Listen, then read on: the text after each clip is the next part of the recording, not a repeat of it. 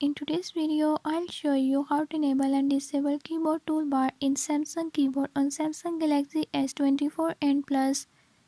In this video, I'm going to show you how you can do it. Before I start, if you are new to my channel, don't forget to subscribe and hit the bell icon. Watch complete video and learn how you can do it. Let's watch the video.